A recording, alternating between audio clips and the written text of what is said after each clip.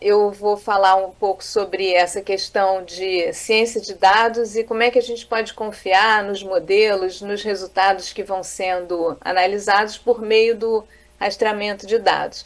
Então, eu preparei uns slides iniciais sobre a minha proveniência, mas a Raquel já foi super bacana falando, então eu vou pular essa parte, né? E aqui eu só queria destacar um pouco, né, para vocês que estão planejando entrar na pós-graduação, né, que o trabalho dos professores é um trabalho que vai muito além da, é, das aulas e a parte administrativa, né, a parte da pesquisa envolve uma série de outros trabalhos, e no meu caso especificamente, eu trabalho com muitos alunos, com equipes, né, e o trabalho é motivado por problemas reais. Então, existem vários tipos de pesquisa, é importante vocês acharem os orientadores que trabalham da forma como vocês gostam, porque tem oportunidade para todo mundo. Então, eu vou apresentar a minha pesquisa do meu grupo em proveniência de dados e dentro de um largo espectro aí de diversas pesquisas bacanas que vocês já estão assistindo na semana DCC Week, que é super tradicional e bem bacana. Então, a ideia de você rastrear dados à medida que eles estão sendo gerados é para você aumentar essa análise de resultados, né? Então, aqui tem um exemplo aí, ilustrativo, que é um exemplo que eu vou mostrar mais tarde. Então, a característica principal desse rastreamento, vamos pegar uma definição, os slides estão em inglês, mas eu vou falando com mais calma. Então, o rastreamento de dados, de acordo com a definição do dicionário Oxford, ele é bem adequado para o que a gente está querendo falar, que é essa qualidade de você ter, por exemplo, um objeto que vai descrever a origem e o caminho de derivação, o caminho de transformação dessa origem num determinado resultado. E a parte mais importante é que esse caminho é passível de ser encontrado e seguido. Então, essa parte é a parte mais importante para você acrescentar uma maior credibilidade e qualidade ao resultado de um determinado modelo, por exemplo, em ciência de dados, né? Mas se aplica para várias outras áreas de computação. Então, a parte mais tranquila, assim, a parte que é mais usada para prover essa rastreabilidade, são metadados, né? Então, são arquivos, basicamente arquivos de log, que vão descrever, são atributos dos artefatos que são gerados num determinado ciclo de vida de ciência de dados. A questão é que para você ter esse caminho, você precisa de relacionamentos. E quando você tem só os metadados descrevendo com atributos, fica muito difícil depois você relacionar. Então, você fica num trabalho meio que de detetive, tentando ler o que aconteceu primeiro, o que aconteceu depois, como é que eu posso garantir que esse dado passou por essa transformação para chegar nesse outro dado aqui, por exemplo, num processo complexo que envolve uma série de transformações. E o pior, quando você faz isso, depois, né, tentando ligar, é sujeito à sua interpretação. Então, não necessariamente a ligação que você fez foi o que de fato aconteceu. Então, a ideia é que você tenha algo que tenha sido gerado automaticamente e passível de análise e de verificação. Então, a questão metadados descrevem os artefatos, que são, por exemplo, esse é um exemplo de um workflow com vários passos sendo seguidos, e você pode descrever cada uma dessas etapas, dizer qual é o programa, qual é a configuração, mas o que aconteceu de fato não é trivial, e isso vai ser dado pela proveniência em si. Então, proveniência é um caminho natural, é a característica natural para você fazer a rastreabilidade do que aconteceu. Então, vou falar um pouquinho mais sobre o que é essa proveniência, como que você pode gerar e as vantagens depois que você gerou. Então, existe um organismo, um conjunto de pesquisadores que foi no W3C e houve uma conformidade em relação a como é que eu vou representar de uma forma independente do domínio o que aconteceu, esse caminho de derivação. Então, essa é a modelagem básica, mas com características essenciais para isso. Então, quando você quer descrever um objeto, uma coisa, a proveniência vai te dar informação sobre as entidades, que são os dados, que é essa parte aqui, as atividades, que são as transformações que aconteceram em relação a esses dados, e os agentes, que são atores, são pessoas, instituições, que vão dar a responsabilidade, vão atribuir uma responsabilidade àquele dado, àquela transformação, e tudo isso vai aumentar.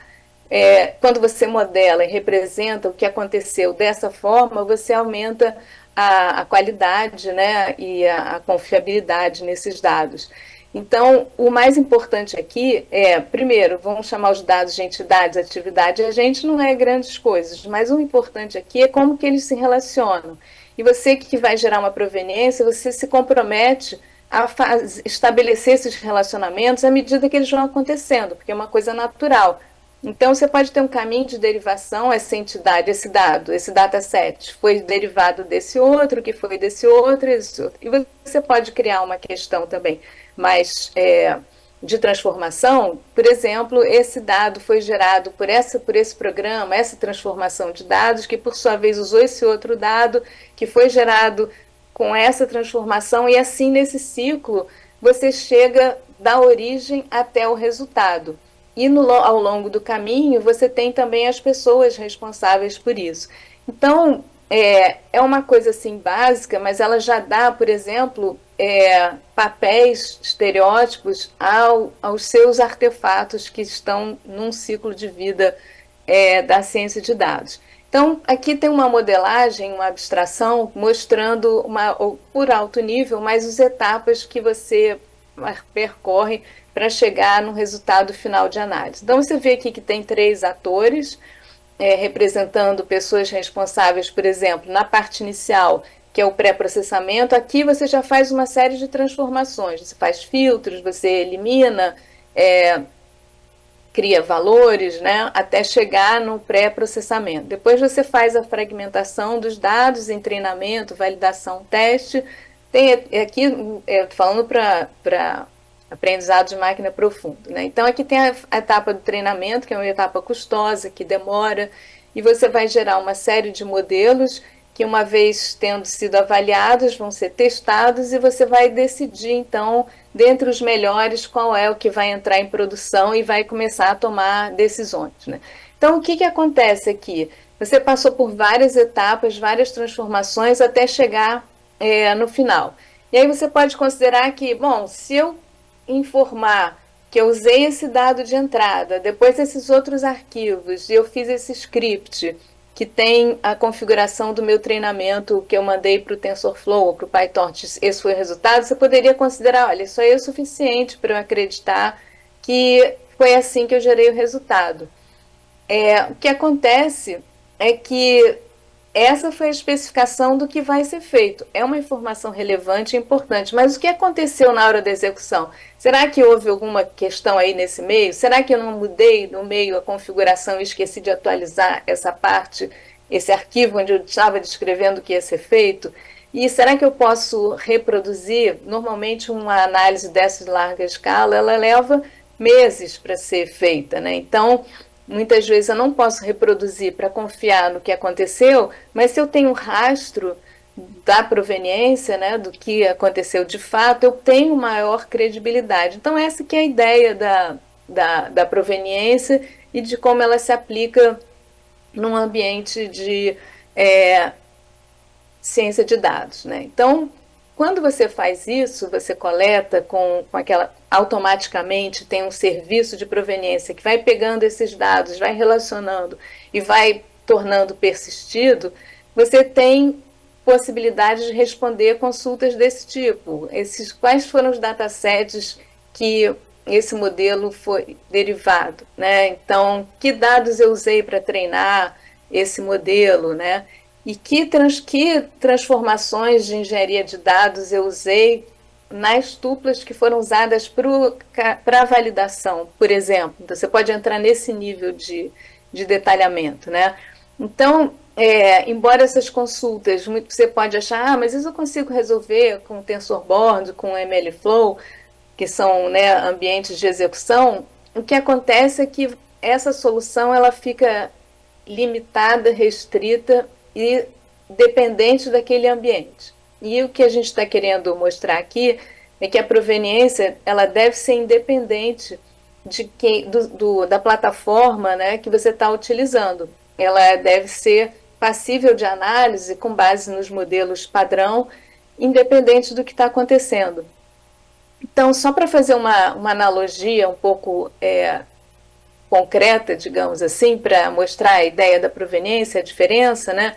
Então, por exemplo, supondo uma tela, né? Esse é um quadro do Henri Matisse, chama O Sonho, e aí você tem os metadados ali, esse é o título do quadro, esse é o pintor, esse foi o ano, e, e isso aí são metadados que descrevem a tela. Mas se você quiser saber um pouco mais, bom, eu tenho uma foto aqui que mostra o próprio pintor, a modelo, né, do quadro, e isso aí também já está dando um pouco mais de informação sobre o que aconteceu. Mas se eu quiser saber exatamente o que aconteceu no passo a passo, nesse caso, o fotógrafo Henri Cartier-Bresson estava visitando o ateliê lá e ele tirou uma série de fotos que mostram a evolução desse quadro. Então, de certa forma, ele deu essa proveniência mostrando visualmente o que aconteceu passo a passo. Bom, computacionalmente falando, a gente não pode tirar fotos e mesmo assim alguém organizou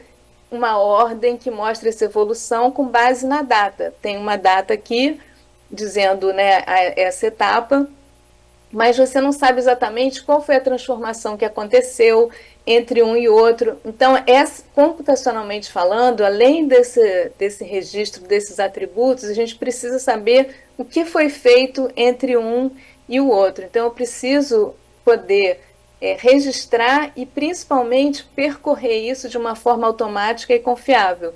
E, com base na interpretação de alguém, fica sujeito à interpretação. Eu não posso garantir que, de fato, foi assim. Então, e você tentar fazer isso depois que você já gerou, fez todo o processo, gerou o modelo, agora eu vou dizer como é que foi feito. Nem sempre é possível, isso é bastante complicado e sujeito a erros, né?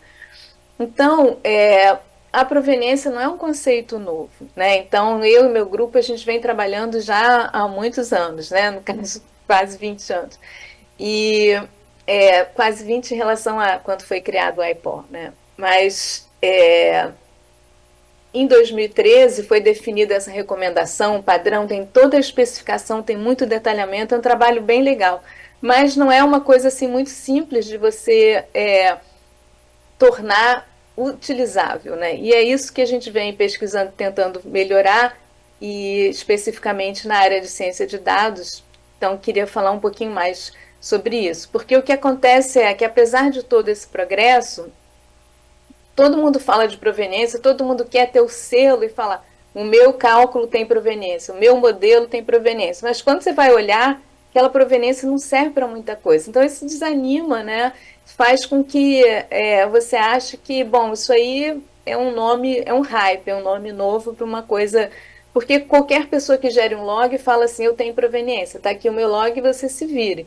Porque, em geral, quem gera não é quem vai precisar, não é quem vai analisar. Então, existe essa questão, mas é uma questão bastante importante que está no dia a dia, e na ciência de dados, o modelo que vai tomar decisões importantes, é necessário que esse modelo carregue, né, junto à sua proveniência.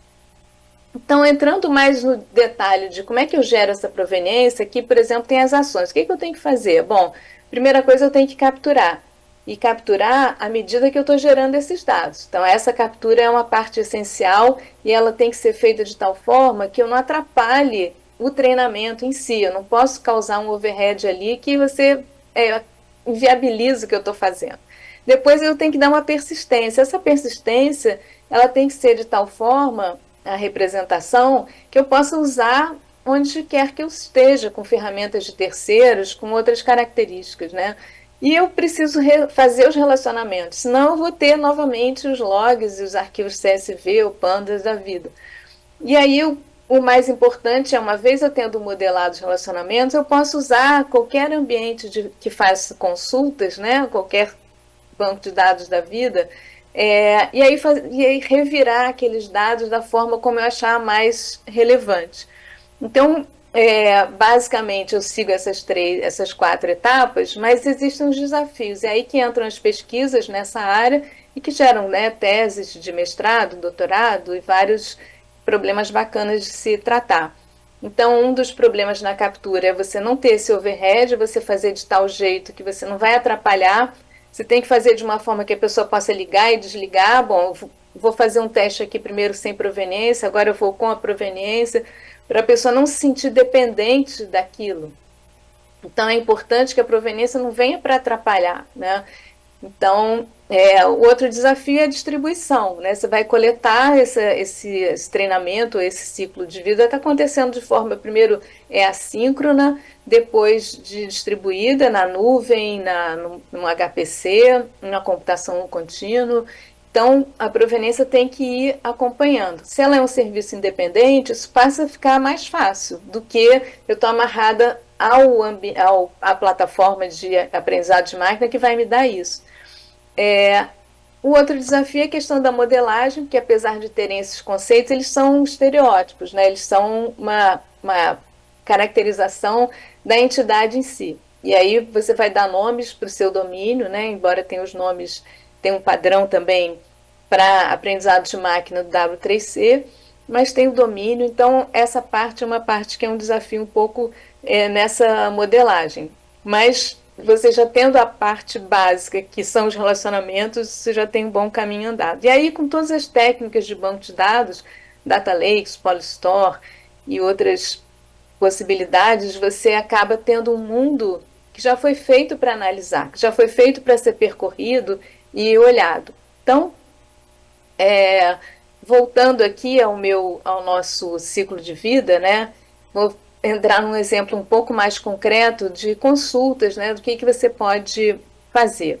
Então, aqui tem um exemplo de um artigo que a Débora, minha aluna de doutorado, apresentou há pouco tempo num evento, um workshop do Sigmod que é voltado para mineração, aprendizado de máquina e banco de dados. Então, assim, por exemplo, duas consultas. Uma, encontre todos os modelos treinados com a taxa de aprendizado igual a 0,002. E a outra, qual é o processo que levou à geração de um determinado modelo. Então, quando você tem, embora você tenha essa consulta, principalmente a consulta 1, por exemplo, ela seja respondida por praticamente todos os ambientes de aprendizado de máquina, o TensorBoard, por exemplo, graficamente, que é uma coisa legal, quando você começa a precisar seguir um caminho de derivação, aí a coisa já começa a complicar. A maioria não oferece esse tipo de característica. Então, aqui um exemplo que a gente fez da coleta da ferramenta usando um banco de dados colunar, depois a gente passou para o Neo4j. Então, esse é um grafo mostrando a ferramenta de visualização do Neo4j, que é bem pobre. Então, já peço desculpas aqui pelas cores, porque é como ele apresenta. Mas, para quem consegue distinguir as cores, essa parte, esses círculos em azul, são as entidades. Em laranja são as atividades, são as transformações dos dados. E aqui em lilás são os agentes, são as pessoas responsáveis. E aí nas arestas você tem os relacionamentos do W3C. Então, quando você quiser saber, por exemplo, o processo que levou à geração, você vem a partir do modelo e segue todos os caminhos que chegam aqui. Você, no caso, Neo4j, né? Então, se for uma consulta Cypher, por exemplo, que é a linguagem de consultas do Neo4j, você especifica essa consulta e tem o resultado.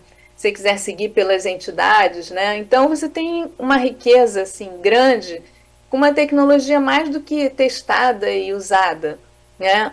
Ao passo que quando você está num outro ambiente desse estilo, dos que existem por aí hoje, você está no mundo dos arquivos.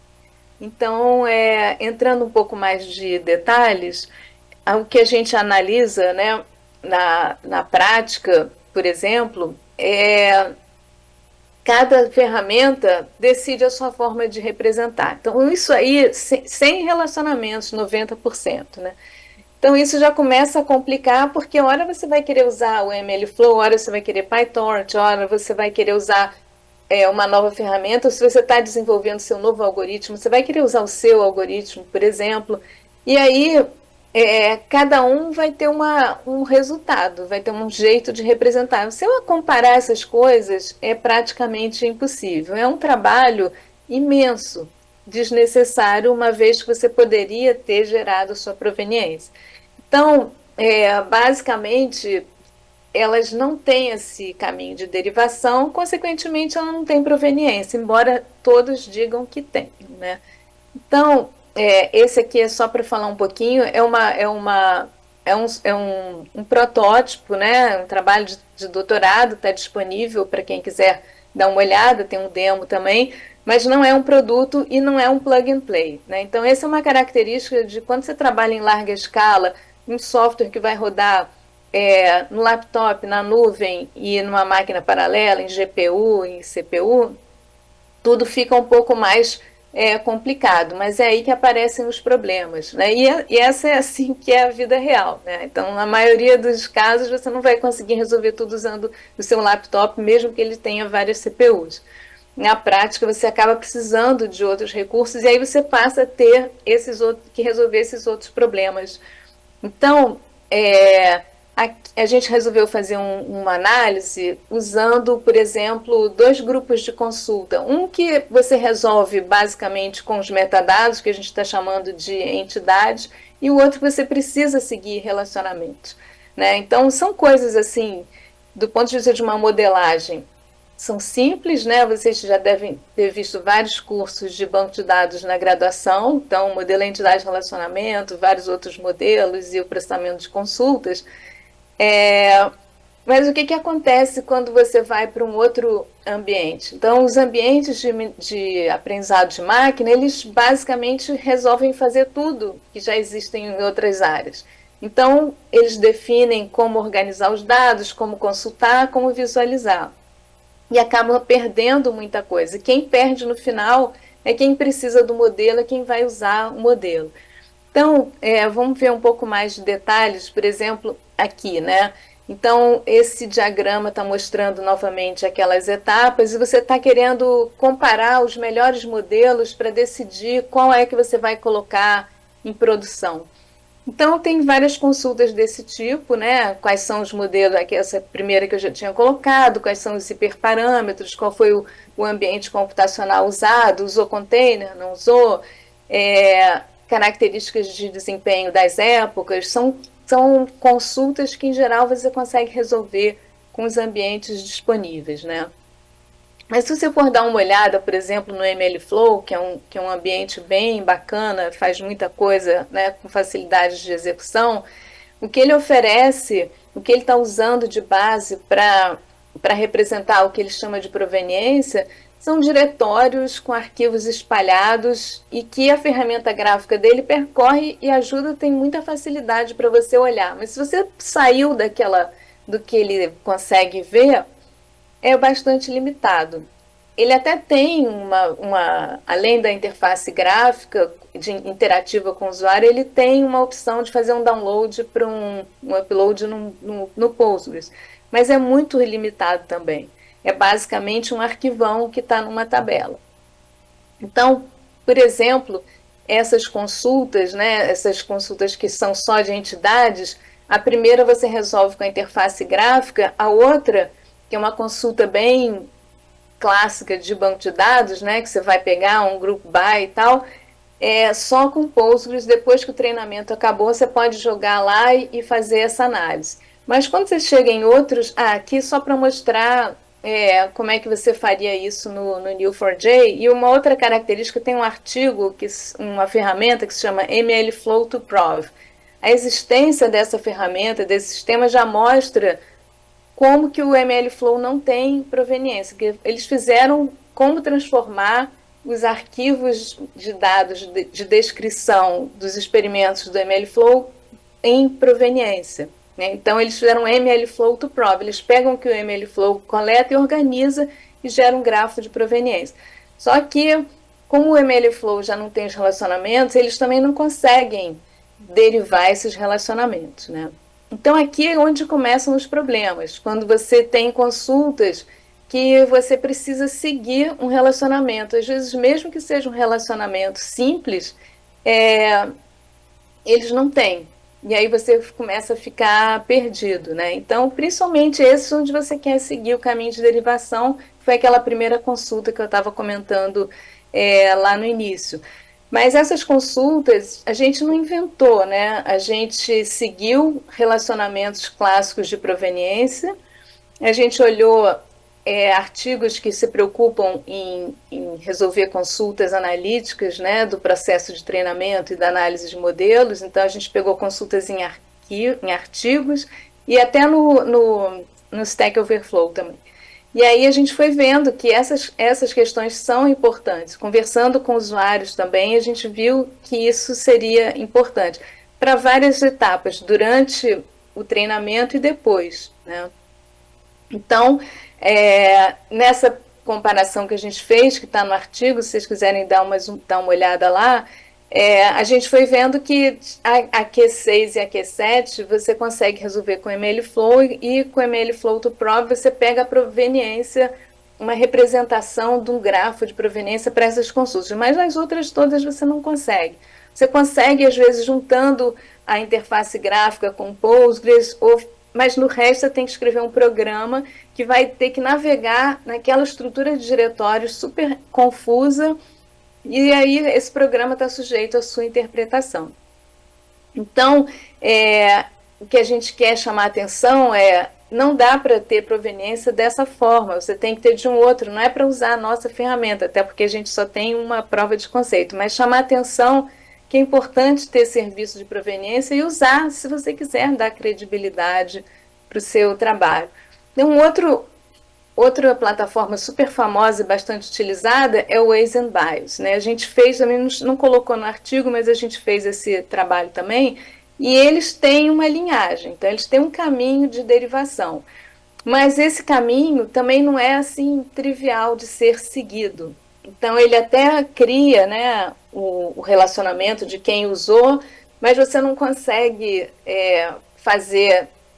pegar uma consulta, me diz o que foi usado nesse processo. Você tem que escrever um programa, juntar esses logs, fazer uma combinação por meio da chave e por meio do timestamp, por exemplo, para conseguir fazer. Então, é melhor que o que tem no MLflow, mas ainda assim é bastante limitado, né? Então, é uma questão aí. E principalmente, o grande problema é que você precisa desse ambiente para analisar. Então, se acabou a sua proveniência, acabou o seu modelo, está lá, se você quiser analisar, você vai ter que ir lá no ambiente deles, gráfico, de arquivos, para poder fazer uma análise. Enquanto que se você coloca essas coisas num banco de dados, Mongo, Columnar, Grafo, você está independente ali, porque essas ferramentas são ferramentas de décadas, né? Além disso, quando você está num ambiente de banco de dados, você tem visualizadores, né? Elasticsearch, Kibana, você tem conversores. Então, você está num mundo que tem N outros recursos. Quando você está em grande escala, né, numa situação real, você vai precisar desse tipo de característica. E, finalmente, quando você decide colocar um modelo em produção, você já escolheu o modelo, não é complicado você gerar o grafo e associar esse grafo ao modelo em si. Então, aqui, esse workflow não é nosso, né? Um workflow que a gente pegou só para ilustrar, para mostrar.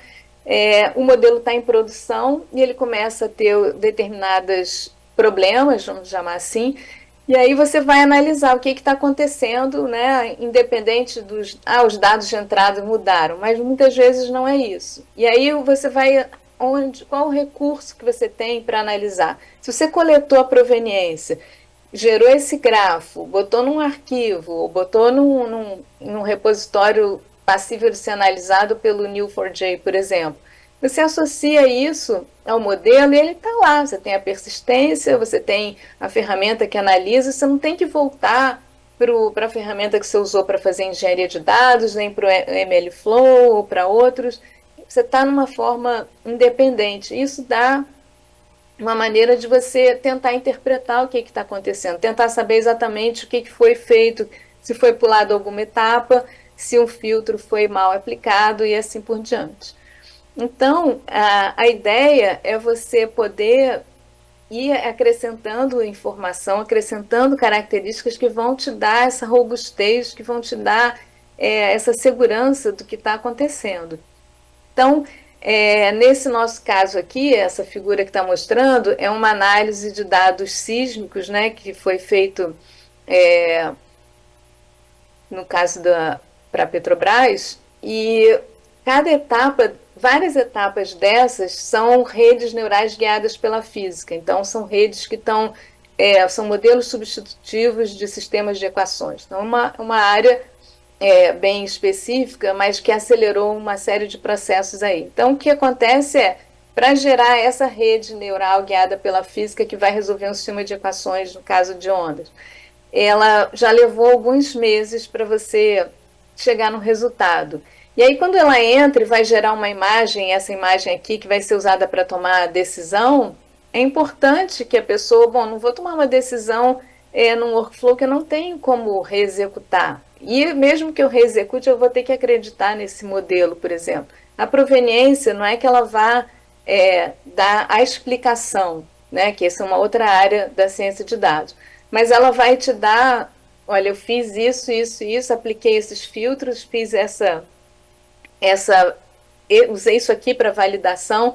Então, ele tem um mapa do que foi usado. Ele não tem os datasets, a proveniência não vai replicar os datasets ali, mas ela vai te dar um ponteiro e as configurações do que foi feito com momentos de execução, onde foi feito e quem são os responsáveis por esse modelo. Então, essa que é a ideia. Então, você pode usar a proveniência depois que o modelo foi escolhido para isso, para ajudar a interpretar na reprodução e na confiabilidade. Durante a execução, você pode usar os rastros de proveniência para ficar comparando. Então, o banco de dados foram feitos para comparar conjuntos de dados. Então, você tem um conjunto de proveniência de vários modelos, você tem 1000 coisas ali para fazer de forma complementar a uma análise visual.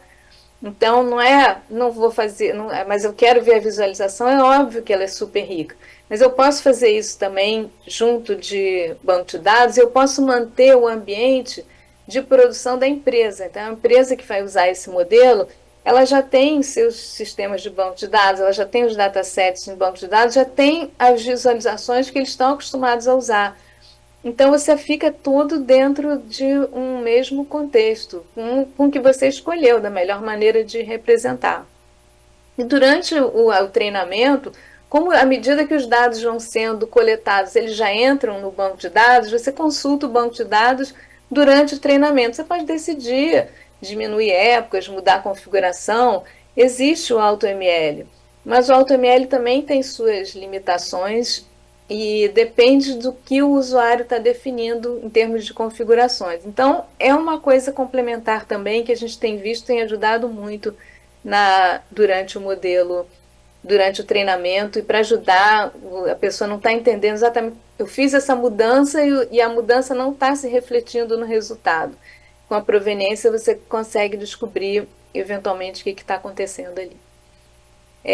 Além da ciência de dados, que foi o foco dessa apresentação, a proveniência vem sendo usada em outras áreas de uma forma diferente, mas é a proveniência também. Então, para segurança, para detecção de ataques, né, violação de privacidade, na área de blockchain, ela está virando também quase que um padrão. Praticamente todas as transações de blockchain estão usando proveniência para auditar as transações, saber quem fez, quanto tempo e em que momento e tal, para autenticação de documentos, né, para saber a origem e tal, e a ciência de dados, que foi o que eu já comentei. Então, esse aqui é um exemplo de como é que funciona uma das técnicas para essa detecção de ataques, aqui é uma coleta de proveniência no nível já do sistema operacional. Então, é bem diferente do que a gente tem visto. Mas você pega um determinado padrão, vai gerando os rastros de proveniência e vai tentando verificar quando é que isso saiu, quando é que esse caminho está com uma estrutura diferente, por exemplo. E aqui é um consórcio, né, que tem as grandes empresas, as maiores, e eles definiram um outro padrão de proveniência específico para detectar documentos falsos, adulterados, né? Então, esse C2PA é o captura, assinatura, inspeção e verificação. Então, o objetivo da proveniência que eles estão definindo e estão usando para usar nesse contexto. Então tem o site aí, se alguém quiser dar mais uma olhadinha, né? E a ideia então é você atribuir credenciais àquela foto, àquela imagem que sofreu modificações, mas eu consigo seguir o caminho de transformação e verificar. E a partir do momento que eu tenho essa entidade certificadora que dá a credibilidade dessa geração, dessas modificações, eu passo a ter então uma validação. Então, algumas imagens já têm isso para você poder verificar, né? Então, para concluir, né,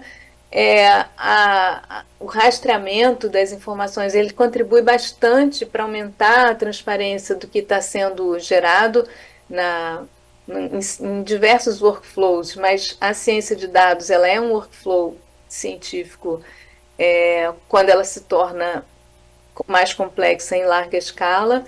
E, idealmente, você tem que planejar e começar a coletar esses dados antes deles serem gerados. Porque aí, enquanto eles estão sendo gerados, essa captura é feita automaticamente, em segundo plano, sem interferir, e o resultado já sai com a proveniência. Ao passo que, se você resolver fazer isso depois, pode não ser possível e pode não atingir os seus objetivos, né? Então, algumas direções de pesquisa em relação ao que está sendo feito. Então, do lado direito tem um diagrama, embora apareça uma base de dados de proveniência, mas a ideia é que você tenha várias bases, que você não fique amarrado, né, a um determinado sistema, mas que você possa ter um data lake de proveniência, você possa ter uma área onde eu tenho ali as bases de dados que eu possa usar para fazer recomendações, para poder analisar globalmente, e o grafo daquele modelo especificamente que ele segue adiante. Então, a ideia é que eu tenha serviços que, independente da etapa em que eu esteja, esses serviços vão coletando e vão integrando esses dados. Então, essa que é a ideia, né? E tem vários desafios para você chegar por aí. Então, isso não é uma realidade, mas é algo a ser perseguido. Então, aqui, só para falar dos alunos, né, e pessoas que têm trabalhado, então a Liliane está trabalhando com containerização de workflows e a proveniência de containers e como coletar proveniência quando eu estou num ambiente containerizado.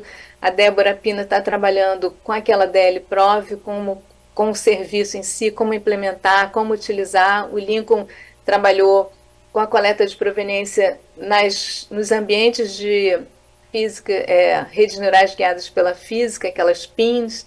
E então a mesma solução a gente já usou no PyTorch, TensorFlow, MLflow, DeepXD, que é um ambiente de pins.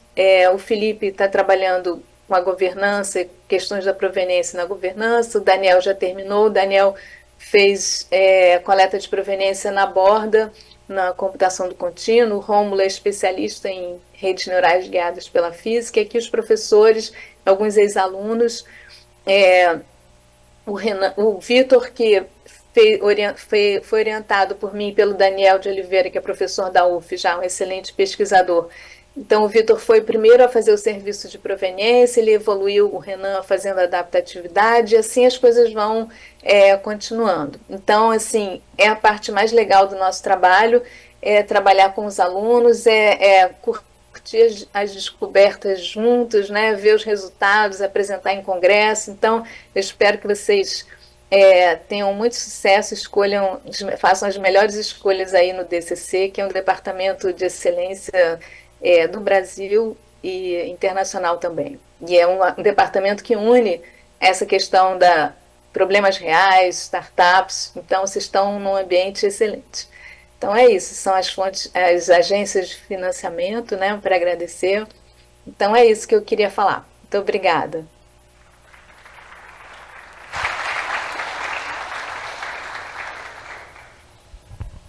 Professora Marta, você está escutando?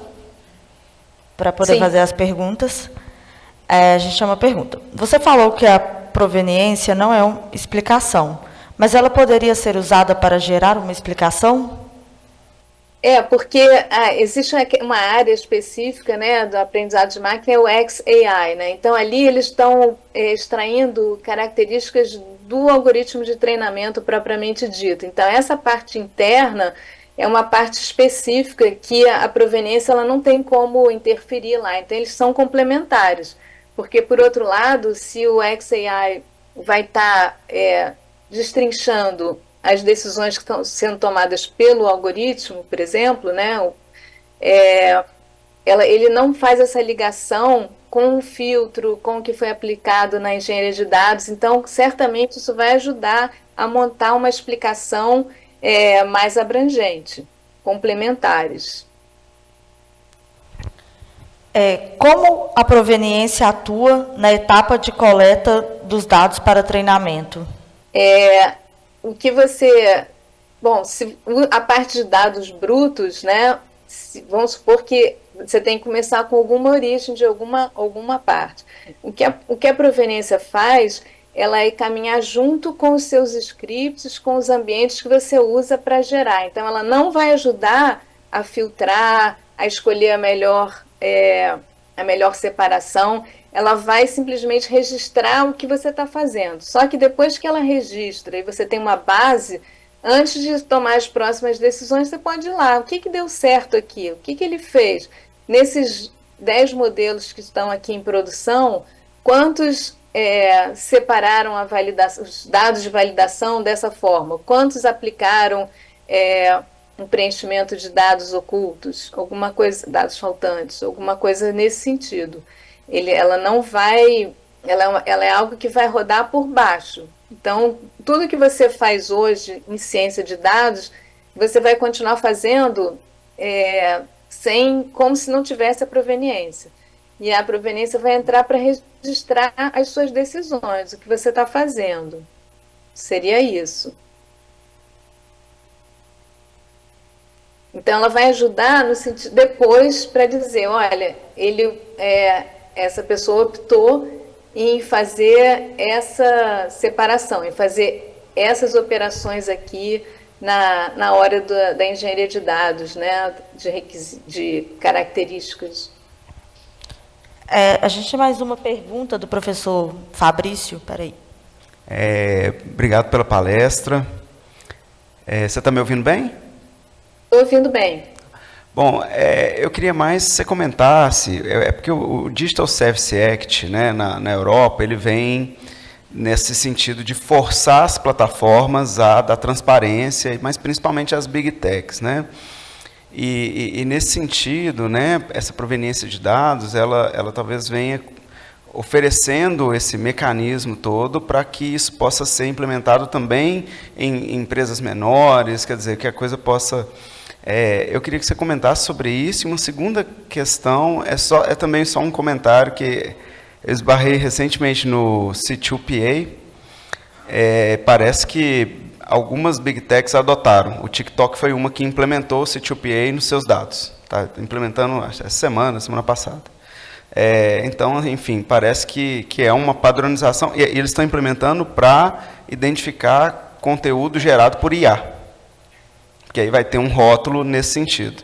Então, realmente, a proveniência entrando, né, com tudo nesse momento. Eu queria só que você comentasse sobre esses dois aspectos. Sim. Bom, em relação ao C2PA, eu não trabalho, só conheço, né, de estar dando uma olhada, porque é uma proveniência muito diferente, né, do que a gente está fazendo na academia, em algumas... e com pequenas empresas também, né? Então, eu acho que é uma coisa, mas a ideia, né, é a mesma, então os conceitos são bastante semelhantes, e a grande diferença é como você comentou, porque se as Big Techs estão adotando, isso passa a facilitar. E nesse caso, como os ambientes de aprendizado de máquina são diversos, cada empresa faz de um jeito, é, torna-se mais difícil. Então, se a gente acabar tendo um padrão, uma plataforma que vai ser a mais usada e ela colocar, eu acho que vai ajudar bastante para você conseguir. E o que a gente vê também é que essas grandes empresas, elas criam o ambiente delas, elas fazem tudo, elas têm a proveniência do jeito que elas querem fazer, porque tem dinheiro suficiente para fazer tudo lá dentro. Então, ele já tem um ambiente super flexível e tal. Mas para pequenas empresas, como você comentou, as pessoas vão ter que usar o MLflow, o Async BIOS, coisas que estão disponíveis, né?